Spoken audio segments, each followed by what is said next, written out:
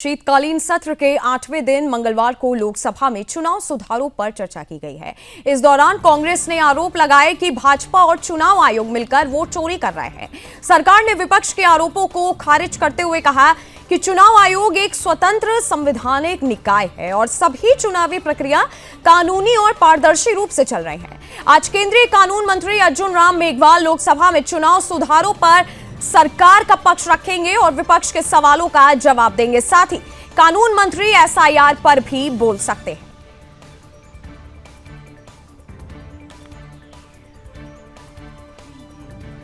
और जिस तरीके से शीतकालीन सत्र का आज 8वां दिन चल रहा है और लगातार सरकार और विपक्ष के बीच एक तरीके से तीखी बहस देखने को मिल रही है, जहां लोकसभा में चुनाव सुधारों पर चर्चा भी हो रही है। साथ ही लोकसभा में विपक्ष ने एसआईआर पर सरकार को घेरना शुरू कर दिया और दूसरी तरफ सरकार भी पूरी तरीके से विपक्ष को जवाब देने पे अड़ी हुई है।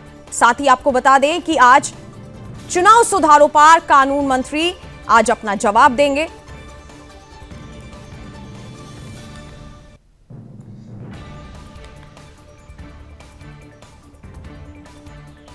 और इसी खबर पर मेरे साथ हमारी संवाददाता जुड़ी हैं मीनाक्षी श्रेयान।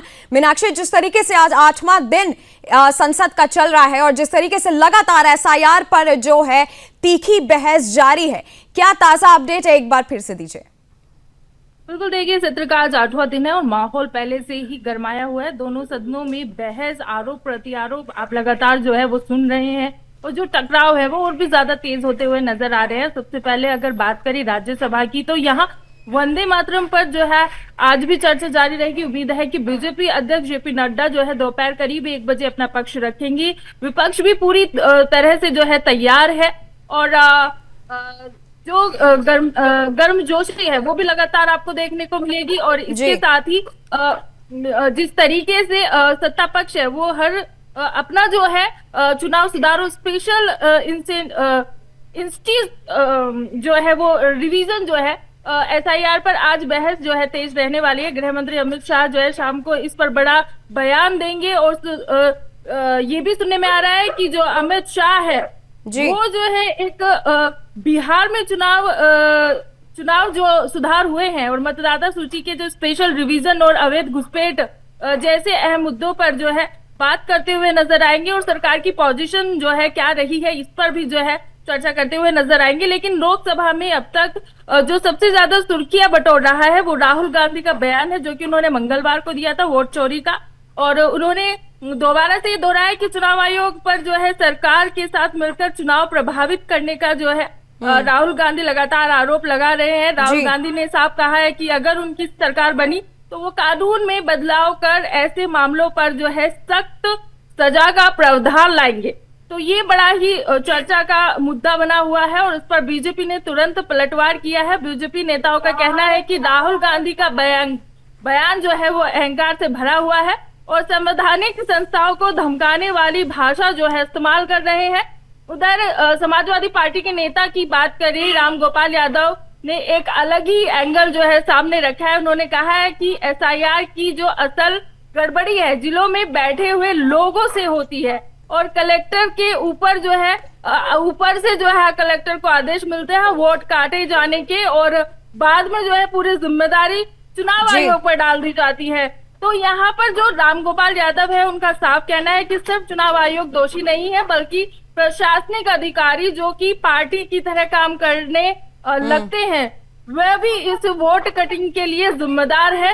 उन लोगों का आगे ये भी बड़ा मुद्दा उन्होंने उठाया है कि चुनाव सुधार तभी सही मायने में हो पाएगा जब 2 चीजें जो है वो ठीक की जाएगी। और पहला चुनाव आयोग की नियुक्ति प्रक्रिया और दूसरा न्यायपालिका की स्वतंत्रता। उनका कहना है कि अगर ये ठीक हो जाता है तो जो भी गड़बड़ी हो रही है, वोट चोरी हो रही है, वो सब जो है वो ठीक हो जाएगा। और जी, हालांकि मीनाक्षी, खबरें भी इस तरीके से आई हुई है कि राज्यसभा की जो एक वहां पे वो अलग से जो बहस चल रही है एसआईआर पर, जितनी भी बहस है चुनावी सुधार को लेकर के, जितनी भी बहस है, जो चर्चा है वो आज के लिए स्थगित भी कर दी गई है राज्यसभा में।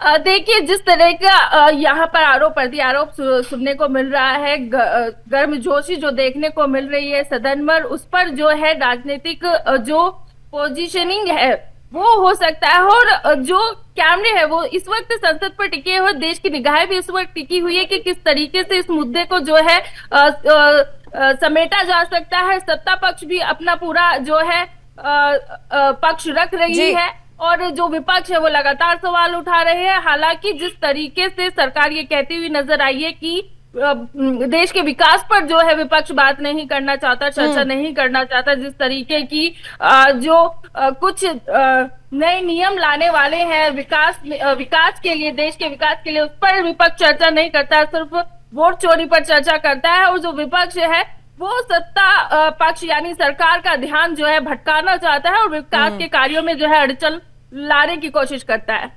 जी, हालांकि अगर मैं निशिकांत दुबे की भी बात करूं, उनकी तरफ से भी कांग्रेस पर कई आरोप लगाए गए। उनका कहना था कि कांग्रेस की वजह से एक तरीके से लोकतंत्र जो है वो आज कमजोर होता दिख रहा है।